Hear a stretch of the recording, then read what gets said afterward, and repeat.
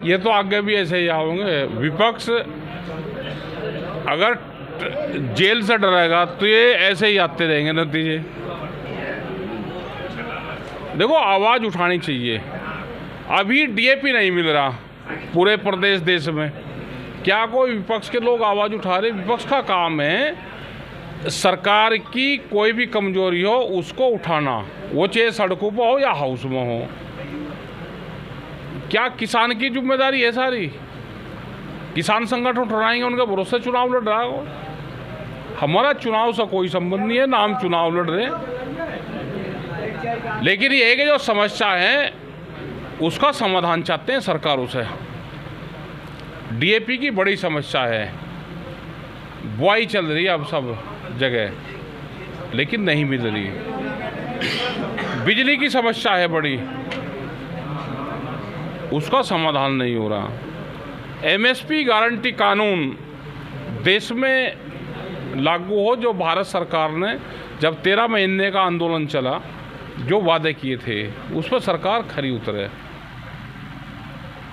किसान की फसलों का दाम है नहीं, किसान कर्जा ले रहा, उसकी ज़मीन नीलाम हो रही। यहाँ बदायूं में भी ये पता चला कि किसानों की ज़मीन नीलाम करी जा रही है। हम दोनों को चेतावनी दे रहे, ज़मीन लेने वाले को भी और ज़मीन की नीलामी करने वालों को भी।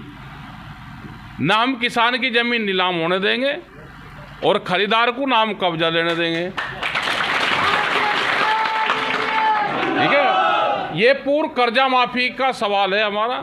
अगर उद्योगपतियों का कर्जा माफ़ हो सकता है तो किसान का क्यों नहीं? सरकारों की गलत नीतियों से किसान के ऊपर कर्जा हुआ, जमीन नीलाम नहीं होगी। और भी फसलों के दाम का, आलू का सवाल यहाँ पर रहेगा। दूसरे जो फसलें हैं, धान का आप लगा लो, उसके रेट नहीं मिलते। गेहूं का हाल यही है। तो यहाँ के अधिकारी भी, यहाँ की सरकार भी, हमारे मुद्दे किसान मजदूर के हैं, आदिवासियों के हैं, हम वो लड़ाई अपनी लड़ती रहेंगे। अच्छा टिकैत साहब, जिस तरह से प्रधानमंत्री जी ने आज भी कहा कि एक रहेंगे तो सेफ रहेंगे और कटोगे तो बटोगे तो कटोगे, क्या इस नारे का असर चुनाव में देखने को मिला? हमने कहा कि देश का प्रधानमंत्री इस तरह के बयान दे रहा है तो फिर वहाँ बाहर विदेशों में जाकर मुस्लिमों क्यों कोड़ी भर रहा? ये जो सेंधा नमक है भी खाना छोड़ दे, ये भी तो पाकिस्तान से आता है, इसको क्यों खा रहे हो? व्रत में इस्तेमाल होता है, इसको छोड़ दे खाना। वहाँ का तेल लेना भी छोड़ दे। अगर मुसलमानों से नफरत है तो तेल लेना भी छोड़ दे। क्यों उनकी कोड़ी भर रहे? अभी गए थे कोई से कंट्री में, वहीं कोड़ी भर रहे थे उनकी। मतलब विदेश का मुसलमान ठीक लगता है, यहाँ का मुसलमान गलत लगता है। ये सब वोट की राजनीति है इनकी, और इस तरह से देश को बांटने का काम करा जा रहा। और देश के प्रधानमंत्री बयान दे रहे, प्रधानमंत्री तो वे सबके हैं, लेकिन यह जनता भाई अभी नहीं समझेगी। अभी समझने में लगेंगे, इसको 15, 20 साल, 30 साल और लगेंगे।